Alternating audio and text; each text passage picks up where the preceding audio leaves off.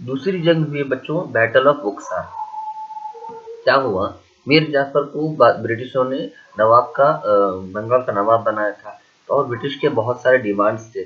तो अपने ब्रिटिश मीर जाफर को क्या क्या कहती थी, तो अपने हुकूमत में इतना टैक्स शुरू कर दे और हमें आधी इनकम दे। और बहुत सारे उन ब्रिटिश के डिमांड्स थे। क्यों डिमांड्स थे ब्रिटिश के, क्योंकि ब्रिटिश ने ही उससे बादशाह बनाया था, तो जाहिर सी बात है ब्रिटिश डिमांड रखने वाली।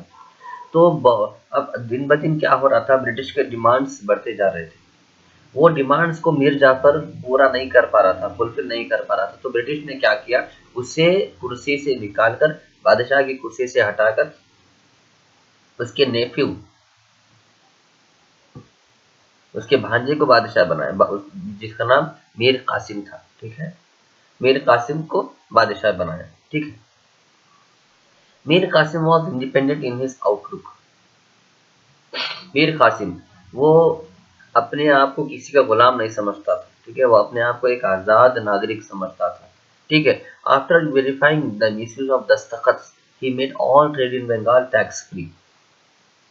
ठीक है, इसने, मीर कासिम जब बंगाल का बादशाह बना, तो बंगाल में सारे तिजारत के जितने भी टैक्स लगाए हुए थे बिजनेस के ऊपर, वो सारे टैक्स को हटा दिया।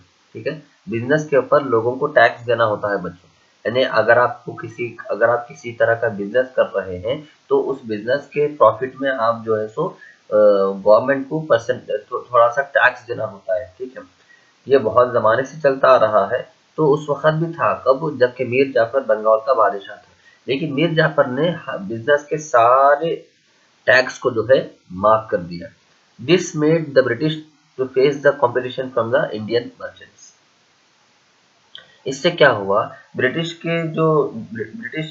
जो बिजनेसमैन थे, उनका मुकाबला, उनका कंपटीशन इंडिया के बिजनेसमैन से हुआ।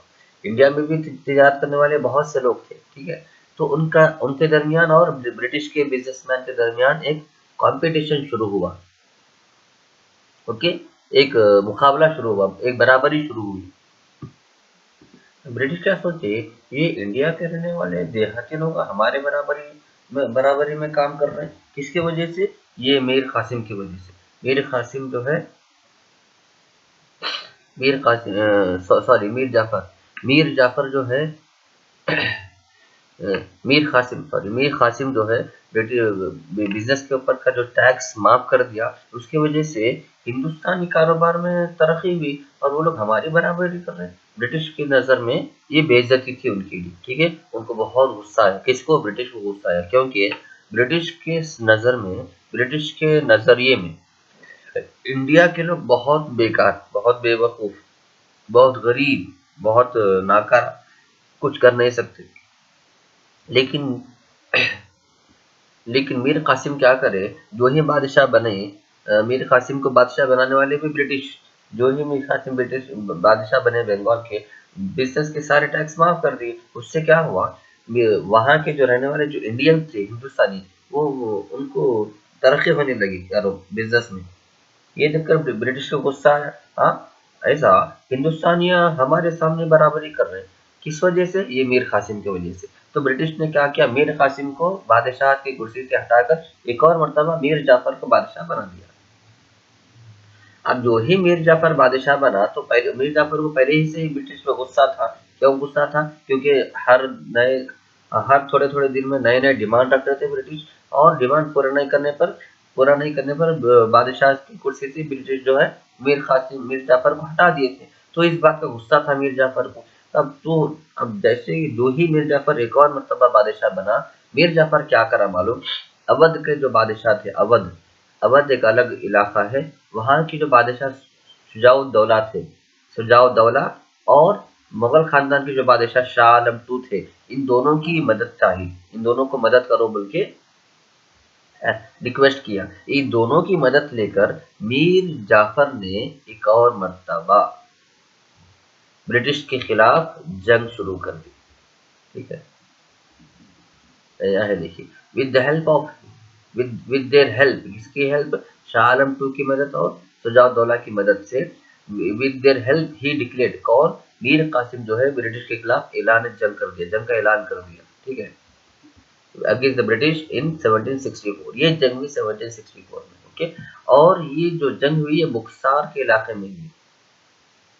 ठीक है, and this war is the Buxar war. In this battle Hector Munro of the British defeated the combined forces of Mir Kasim. अब मीर कासिम के पास जो है दो तीन बादशाहों की आर्मी थी। पहले तो मीर कासिम की खुद की आर्मी थी, उसके बाद मुगल खानदान शाह आलम टू की आर्मी थी, उसके बाद अवध के जो नवाब है शुजाउद्दौला उनकी आर्मी थी। ठीक है, ये तीनों आर्मी को ब्रिटिश का जो कमांडर है हेक्टर मोरो, ये तीनों आर्मी को हरा दिया। ठीक है, तीनों आर्मी जो मीर कासिम के साथ मिलकर ब्रिटिश के खिलाफ लड़ने आए थे, ये तीनों आर्मी को जंग में जो है मार के हरा दिया। The nawab of Awadh took refuge in Rohilkhand and Shah Alam took the side of the British.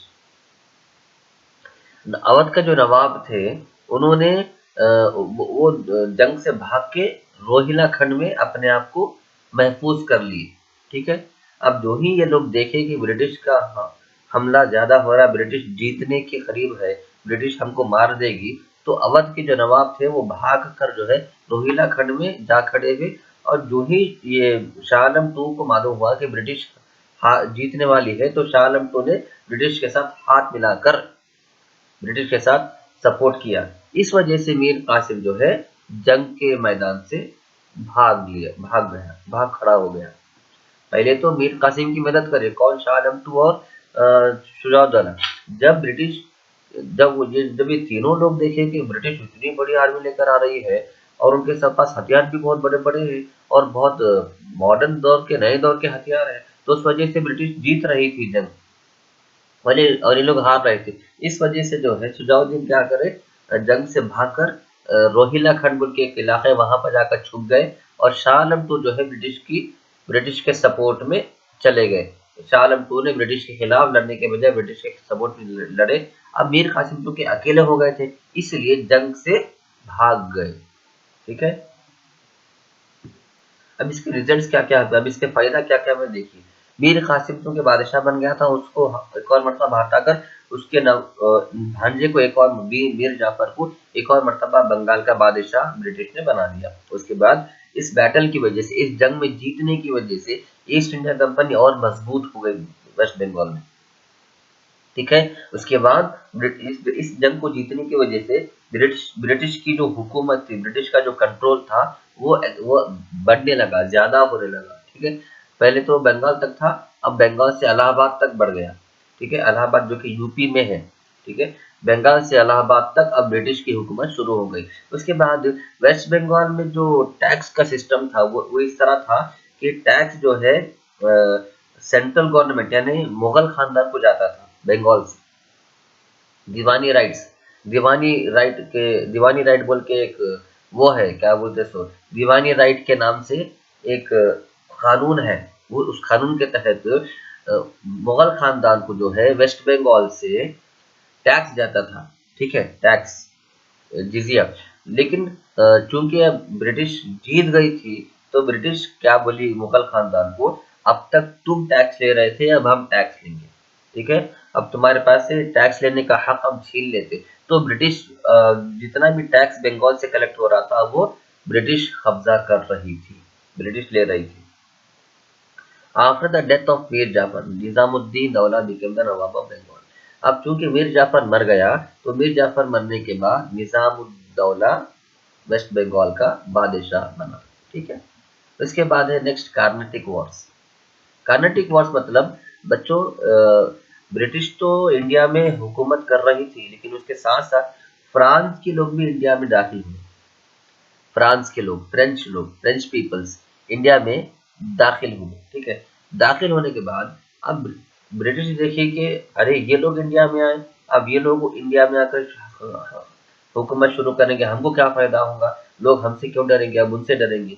इसलिए ब्रिटिश को ये बर्दाश्त नहीं हुआ कि आप इंडिया में क्यों इंटर हुए। तो ब्रिटिश जो है फ्रांस के बादशाहों से जंग शुरू कर दी। ये इस तरह के जंग को जो है सो कार्नेटिक वॉर कहते हैं। कार्नेटिक वॉर मीन्स वो जंग जो दो अलग अलग लोगों के दरमियान हुई, और वो अलग अलग लोग में से दोनों में से कोई भी इंडिया के नहीं, ना ब्रिटिश इंडियन है ना फ्रेंच इंडियन है, दोनों बाहर के लोग हैं, आके इंडिया पर कब्जा करने के लिए जब एक